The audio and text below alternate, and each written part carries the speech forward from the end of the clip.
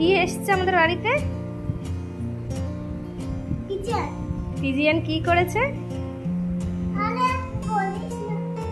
Pigeon baby দিয়েছে। কি অবস্থা এই দেখুন। পায়রা দেখুন না ঘরের ভেতরে ঢুকে ডিম পেড়ে গেছে। এই এখানে বলি না পুরো বাড়ির ভেতরে একদম পায়রাগুলো ঢুকে যায়। তো অনেকদিন থেকেই দেখছি ওই যে ওখানে টপটা আছে ওখানটা এসে এসে বসছে। তো আজকে সকালে দেখছি ওর মধ্যে ডিম দিয়েছে। আর ছেলে ওই যে দেখেছে আর এই জায়গা ছেড়ে কিছুতেই নড়ছে না, সারাক্ষণ এসে ওখানটাতেই দাঁড়িয়ে আছে। ও কিন্তু রেগে যাবে, তখন বাইট করে দেবে।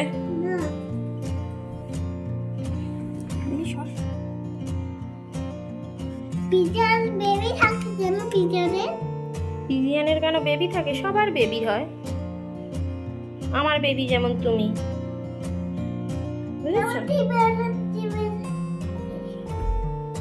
করে না, ও যাবেই না এখন।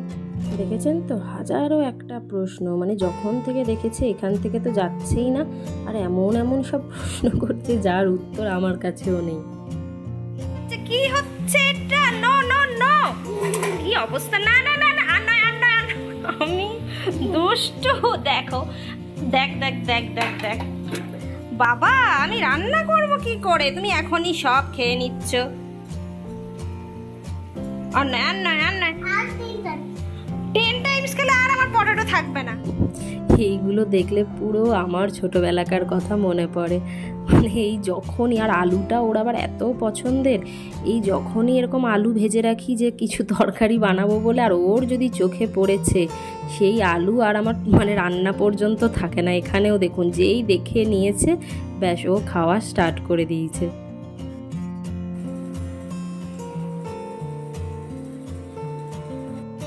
এই যে আজকে এঁচোড়ের তরকারি হচ্ছে, এইগুলোর জন্যই ওই আলুটা ভেজে রেখেছিলাম, কিন্তু আলু আর নেই।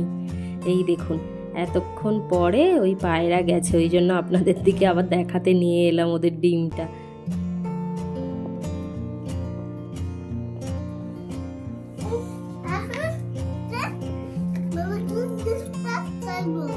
এই বাচ্চাটাকে দেখুন খাওয়াচ্ছি, শান্তি মনে খাচ্ছেও না। যেই মানে আমি এসছি একটু দেখানোর জন্য আপনাদের, ব্যাস পেছন পেছন এসে বলছে ওদের দিকে ডিস্টার্ব করব। এসো এসো। ছেলেকে খাওয়ানো হয়ে গেছে, মোটামুটি সব রান্নাই হয়ে গেছে, কিন্তু আজকে একটু এই কাঁচকলার কোপ্তা করব, ওটাই বাকি ছিল বলে এখন ছেলেকে খাইয়ে এই কোপ্তাটা বানাতে এলাম। এই আগে কাঁচকলাটা সেদ্ধ করে নিয়েছি, তারপরে একটু ধনেপাতা, কাঁচা লঙ্কা আর একটু পেঁয়াজ দিয়ে এটা মেখে বড়ার মতো করে ভেজে নেব, তারপরে এটা ঝোল করব। এটাতে আর আলু দেবো না, যেহেতু এঁচোড়ে আলু দিয়েছি তাই জন্য এইটাতে আর আলু দেবো না, আর একটুই বেসন দিয়ে দিচ্ছি।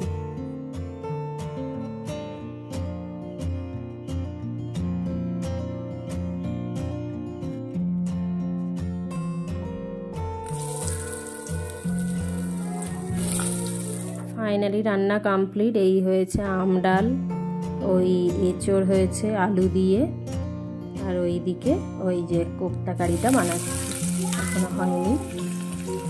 ওইটা ওই পেঁয়াজ, তারপরে একটু আদা রসুন দিলাম, তারপরে নর্মালি যেসব গুঁড়ো মশলা হয় সেগুলো দিয়েই বানাবো। এই যে কোনো কিছুর কোপ্তা কারিটা আবার আমার অঙ্কুরের খুব ভালো লাগে, ওই জন্য প্রায় সময় যেটা থাকে মোটামুটি কাঁচকলা হোক তারপরে লাউ হোক এগুলোর একটু কোপ্তা কারি বানিয়ে নিই, বেশ খেতে ভালো লাগে। এই যে হয়েই গেছে, তো চলুন ব্লগটা আজকে এখানেই শেষ করছি।